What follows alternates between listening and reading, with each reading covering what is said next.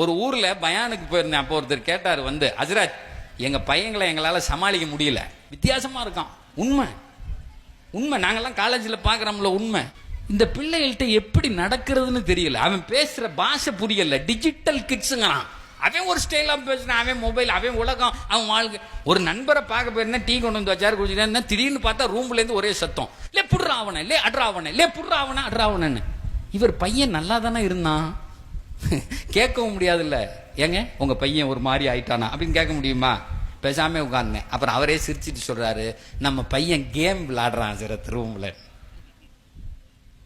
எப்படி அந்த கேம்ல அவனை புடுறா அவனை, அவனை வெட்டுறா அவனை, அவனே கேம் விளையாடிக்கிறான், அவனே சிரிச்சுக்கிறான், அவனே செல்ஃபி எடுத்துக்கிறான், அவனே போட்டுக்கிறான். இன்னும் கொஞ்சம் நாள் ஆச்சுன்னா கபரையும் அவனே நோண்டி மேல மண். அவன் என்னங்கடா எங்க போகுது இந்த சமூகம்? அப்ப அந்த அத்தா வேதனை பத்தி கேட்டாரு. ஹஜ்ரத் பொம்பளை பிள்ளையில வெளியே அனுப்பிட்டு கவலைப்பட்டான், இன்னைக்கு பையனை அனுப்பிட்டு அப்படித்தான் ஹஜ்ரத் இருக்கு. ஒம்படியா 2 லட்சம் ரூபாய் பைக் வாங்குறான். சம்பாதிக்கிறல்ல, எனக்கு இல்ல, என்ன எதுக்குடா பெத்தேன்? ஒருத்தர் வந்து சொல்றாரு, என் பையன் என்கிட்ட இப்படி கேட்கறான், என்ன எதுக்கியா பெத்தேன்? இவனுக்கு என்ன ஹஜ்ரத் பதில் சொல்ற? ஒரு பதிலும் சொல்ல முடியாது. என்ன பதில் சொல்ல முடியும்? என்ன ஏன்டா பெத்தேங்கிறான். 2 லட்சம் ரூபாய் பைக்கை வாங்கி கொடு. சரி, அப்படி வாங்கி கொடுத்தாலும் ஒழுங்கா ஓட்டுறானா? வாங்கி கொடுத்த பைக்கையும் ஒழுங்கா ஓட்டுறானா சார்? ஒரு பையன் சொல்றான், சார் எங்க அத்தா 2 லட்சம் ரூபாய் 220 வரையும் அதுல போட்டிருக்கு சார். அவரை எவனும் ஏமாத்திடுவானா என்னமா, அந்த முள்ளு போகுதான்னு ஓட்டி பார்த்தேங்கிறான். யாரு? இவங்க அத்தா வாங்கி கொடுத்ததா அவர் உறுதிப்படுத்துறாரா? 220 வரையும் போகுதான்னு இப்படி அந்த பைபாஸ்ல ஓட்டுறான். அந்த முள்ளு போகுதோ இல்லையா, இவன் முள்ளு போயிருது. நடக்குதா இல்லையா சார்? இவன் முள்ளு காலியாயிருது. ஒரு பையன் எங்க காலேஜ்ல, நான் இதை எல்லா இடத்துலயும் சொல்லுவேன், வேகமா பைக்ல போனான். நானும் போய் இவனை பார்த்துட்டேன். நம்ம காலேஜ் புள்ள இது அப்படின்னு. ஒரு நாள் காலேஜ்ல அவனை பார்க்க, எங்கடா இவ்வளவு வேகமா போனேன் அப்படின்னு. எப்ப சார் அப்படின்னா, அன்னைக்கு பார்த்தேன் இந்த ரோட்ல வேகமா போனேன். எங்க போனேன்? ஓ அதான் சார், நான் எங்க சார் போனேன், இன்னொருத்தன் வேகமா போனான். இப்ப பல பேருக்கு பிரச்சனையா தான். அவன் எப்படி ஓட்டலாம், நானும் ஓட்டுவேன்னு முறுக்குறான். நான் சொன்னேன், அவன் வேற ஒருத்தர் கூட்டு போனார், அதை பாத்தியாடான்னு கேட்டேன். இல்லையா சார், யார் சார் கூட்டு போனா? இஸ்ராயல் கூட்டு போனார் அவனை. நீ வாழ வேண்டியவன், அவன் சாக வேண்டியவன், அவன் பின்னாடி ஏன்டா போற? நீ புரிய மாட்டேங்குது சார்.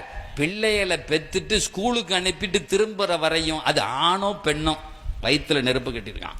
புள்ள அதே மாதிரி வரணுமே, போன புள்ள அப்படி திரும்பி வரணுமே நினைக்கிறான். அதுக்கு அல்லாஹ் குர்ஆன்ல ஒரு வழியை சொல்றான். இதை நீ செஞ்சா உன் புள்ள போனது மாதிரி வரும். அது ஆம்பளை பிள்ளையா இருந்தா பைக்கில் உழாம வரும், பொம்பளை பிள்ளையா இருந்தா காதல்ல உழாம வரும். உன் பிள்ளைய அல்லாஹ் காப்பாத்தி கொண்டு வந்து வீட்டுல கொடுத்துருவான். வேற ஏதாவது இந்த மாதிரி விஷயங்கள்ல மாட்டாம இருக்கும் அப்படின்னு குர்ஆன் ஒரு ஆயத்து. அல்லாஹ் திருக்குர்ஆன்ல அதுக்கு அழகான ஆயத்துக்களை நமக்கு சொல்லித்தரான்.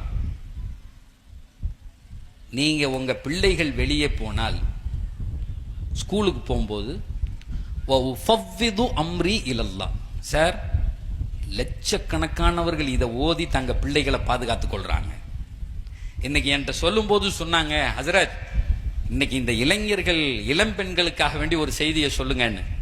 பஞ்சாயத்தையா பேசுறது நோக்கம் இல்லை, என்ன நடக்குதுன்னு உங்களுக்கு தெரியும். அதெல்லாம் திரும்ப நான் ஒரு பட்டியல் போட்டு இதெல்லாம் நான் ஹைலைட் பண்ணது முக்கியமானது. இந்த போதைன்னு சொன்னது அந்த பையன் ஏதாவது பாக்கெட்ல வச்சிருக்கான்னு தடவி பார்க்கறதுன்னு கேட்கறதுக்கு சொன்னது. அதை மற்ற எத்தனையோ பிரச்சனைகள் இருக்கு, அத்தனை பிரச்சனைக்கும் மொத்த தீர்வு ஒண்ணுதான். பெருமானார் குர்ஆன்ல அல்லாஹ் சொல்றான், ஓ ஃபவ்விது அம்ரி இலல்லாஹ். இந்த ஒத்த வார்த்தை தான் சார். அந்த பிள்ளைக்கு கழுத்திலேயோ அல்லது தலையிலேயோ கை வச்சு, யா அல்லாஹ் இந்த பிள்ளைய ஓன்ட்ட ஒப்படைக்க. இது ஸ்கூலுக்கு போகுது, இது காலேஜுக்கு போகுது, என்ன நடக்கும் தெரியாது. இத ஓன்ட்ட சொன்னா என்ன நடக்கும்னு திருக்குர்ஆன்ல அல்லாஹ் அடுத்த வசனத்துல சொல்றான். இத ஒண்ணு நீங்க ஓதுனீங்கன்னா இன்னொன்னு நடக்கும்னு சொன்னேன்ல, உடனே அல்லாஹ் சொல்றான், ஓ ஃபவ்விது அம்ரி இலல்லாஹ் இன்னல்லாஹ பஸீரும் பில் இபாத். இந்த பிள்ளை அப்படி சும்மா போகும்போது அங்க ரோட்ல 2 பேர் நின்றுகிட்டு இருப்பான். அது பாட்டுக்கு போகும், இவன் இப்படியே பார்ப்பான், ஒரு மாதிரி பார்ப்பான். அந்த பிள்ளைக்கு இன்னைக்கு இல்லைனாலும் என்னைக்காவது ஒரு நாளைக்கு மனசுல இல்லைன்னா, இடையில ஒரு சைக்காலஜி டாக்டர் வந்திருந்தார்.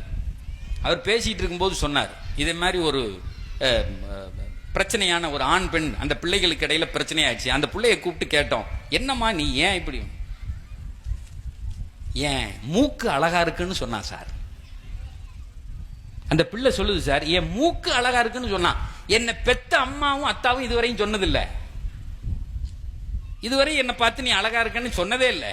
அவன் சொன்ன அவன் மூக்கு அழகா இருக்குன்னு என் வாழ்க்கையே அவனுக்குன்னு ஆக்கிட்டேன். அன்னையில இருந்து செத்தாலும் இவன் கூட. எதுக்கு சார் நான் சொல்றது விளங்குதா? ஓ மூக்கு அழகா இருக்குன்னா பின்னாடியே போறா சார். அந்த அங்கீகாரம் எங்கே கிடைக்கிறதோ குழந்தைகள் தானா நவருவான்.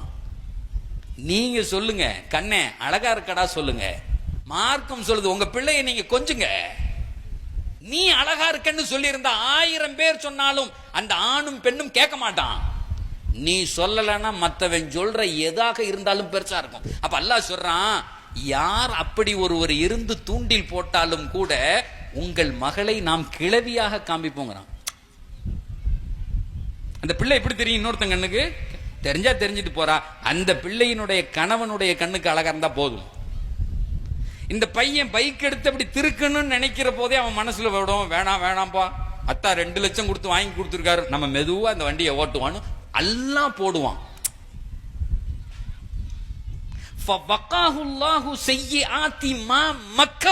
அந்த ஆயத்துல அல்லாஹ் அடுத்து சொல்றான், யார் நின்னு சிரமப்படுத்தணும்னு நினைச்சாலும் உன் பிள்ளைய மாத்த முடியாது, போனது மாதிரி கொண்டு வந்து உன்னிடத்தில் நான் ஒப்படைப்பேன். திருக்குரான் சொல்லுகிறது. இது சொல்லிக்கலாமா இன்ஷா அல்லாஹ்?